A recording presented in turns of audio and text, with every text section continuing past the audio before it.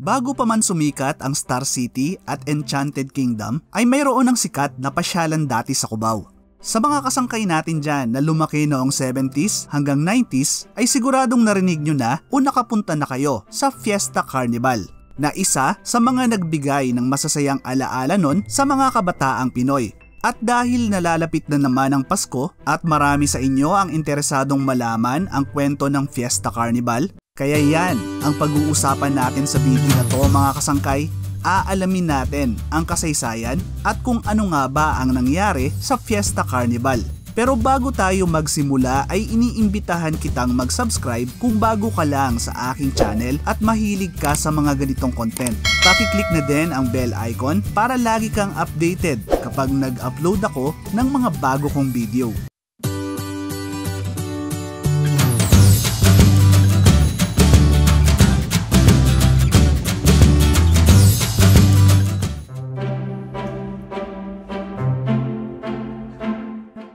Magsisimula ang kwento ng Fiesta Carnival sa prominenteng negosyante at founder ng Araneta Group na si Jesus Amado Sitchon Araneta o mas kilala na Don Amado Araneta. Noong 1952 ay nabili ni Araneta ang 35 ektarya ng hindi pa nade-develop na lupa sa Cubao, Quezon City. Ang lupa ay nasa intersection ng Aurora Boulevard at EDSA na tinatawag pa noon na Highway 54.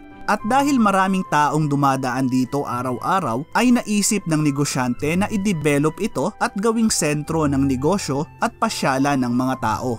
At noon ngang 1960 nang buksan ang pinakamalaking indoor stadium ng mga panahon na yon, ang Araneta Coliseum. Ipinagawa ni Don Amado ang sikat na Coliseum para pagganapan ng mga malalaking event at world-class na mga show na mai-enjoy ng mga Pilipino. Sa unang pagbubukas ng Araneta Coliseum ay ginanap dito ang laban ng legendary Pinoy boxer na si Gabriel Flash Elorde at ang kahawig ni FPJ na si Harold Gomez ng Amerika.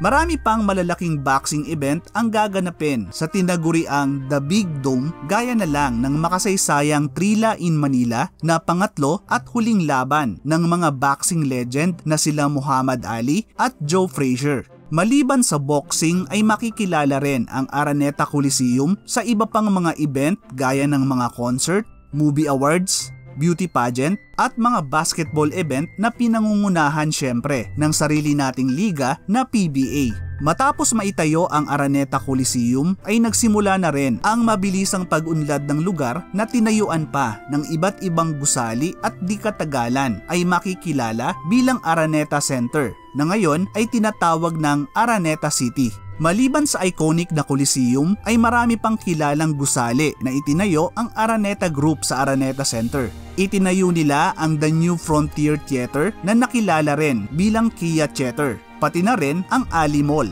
na isa sa mga pinakaunang mall sa bansa at ipinangalan kay Muhammad Ali. Itinayo rin nila ang Aurora Tower, Farmers Plaza at syempre ang Fiesta Carnival.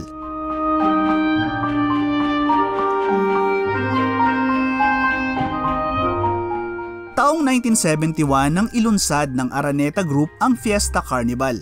Ito ang magiging kauna-unahang indoor amusement park sa Pilipinas at marahil ay sa buong Asya. Sa loob nito ay makikita ang iba't ibang rides at attraction na talaga namang magugustuhan ng mga bata. At kung isa kayo sa madalas na nakakapasyal dito nun ay siguradong nakasakay na kayo sa mga rides dito gaya ng carousel, caterpillar, horror train, mini Ferris wheel, roller coaster, go-karts, bump cars, boating, skating rink, at meron pang mga robotic dinosaurs. May iba pang atraksyon katulad ng shooting galleries, ring toss, at mga live clown magic show. At dahil nga indoor ay limitado lang ang taas ng mga rides dito kumpara sa mga kalaban nitong outdoor carnival ng panahon na yon. Pero ganun pa man ay sumikat at pumatok pa rin ang Fiesta Carnival. Naging paborito tong pasyalan ng mga Pinoy at kung pupunta ka nga raw nun sa Cubao ay imposibleng hindi ka pumasyal dito. Kaya nga pag makapunta ka raw nun sa Fiesta Carnival ay para ka na ring nakarating sa Disneyland, lalo na para sa mga batang lumaki noong 70s at 80s. Kayo ba mga kasangkay, madalas din ba kayong ipasyal ng mga magulang nyo noon sa Fiesta Carnival?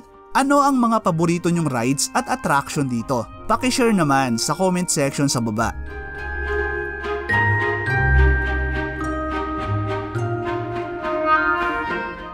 Namayagpag ang Fiesta Carnival noong 1970s hanggang 1980s. Ito yung mga panahon na tinatawag ng iba na golden years ng Cubao. Naging happy place to ng maraming kabataan noon na siguradong hanggang ngayon ay hindi pa din nakakalimutan ang masasaya nilang alaala dito. Pero gaya ng ibang bagay ay darating din ang katapusan ng pagbibigay saya ng Fiesta Carnival. Pagpasok ng 1990s ay nagsimula na ang unti-unting paghina ng pasyalan.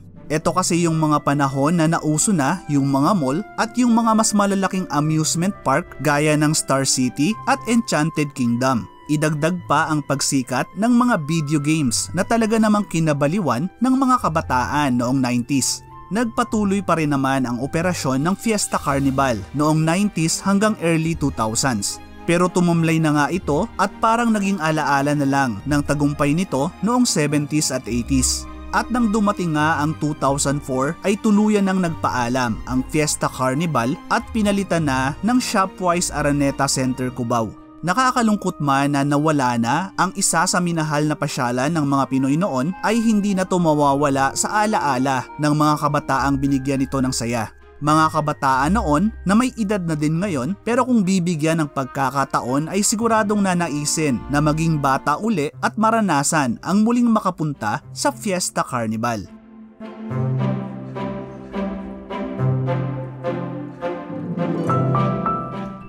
September 22 noong 2020 nang mag-post ng lumang picture ng Fiesta Carnival ang Facebook page ng Araneta City. Maraming netizens ang nag-nostalgia trip at nag-share ng iba't ibang masasayang alaala nila sa dating sikat na pasyalan.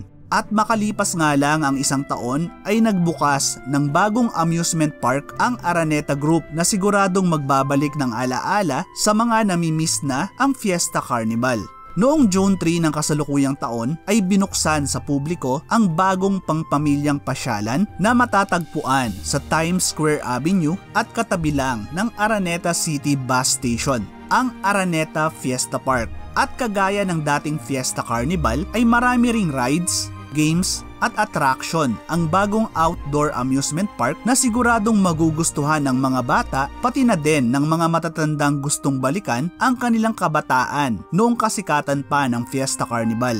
Andyan yung Happy Inflatables, mini trampoline, train at carousel, soft playground, happy car, Grand Prix F1 car, boat pool, walking dino at Jurassic Adventure. Ayon sa Araneta Group ay bagong-bago pa ang mga rides at attraction dito na galing pa sa Taiwan at first time pa lang na i-ooperate sa Pilipinas. Nang una ay libre lang ang entrance dito. Magbabayad ka lang kung gusto mong sakyan yung mga rides nila na ang pinakamurang ticket ay nasa 50 pesos at 150 pesos naman ang pinakamahal. Pero kung balak nyong subukan lahat ng rides ay mayroon din silang 500 pesos na all rides promo. Pero nitong November 18 lang ay binago nila ang pangalan ng pasyalan at tinawag na Mini Fiesta Carnival na bukas araw-araw mula alas 2 ng hapon hanggang alas 11 ng gabi. Pero kailangan mo nang magbayad ng 50 pesos na entrance fee dahil maliban sa mga rides, food park at giant Christmas tree ay may binalik din sila na siguradong na-miss din ng marami nating kasangkay. Ang COD o Christmas on Display na nagsisimula naman tuwing alas 6 ng gabi. At kung dati ay tayo ang ipinapasyal nila tatay at nanay sa Fiesta Carnival, ay pagkakataon na natin ngayon na iparanas sa mga anak natin ang sarili nilang Fiesta Carnival experience.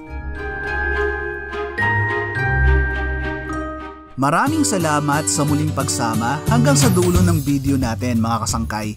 Ano ang masasabi nyo sa kwento ng Fiesta Carnival? Paki-share naman ng mga masasayang Fiesta Carnival experience nyo sa comment section sa baba. Paki-click na din yung like button kung nagustuhan nyo yung content na to. Hanggang sa susunod na video mga kasangkay. Thank you for watching.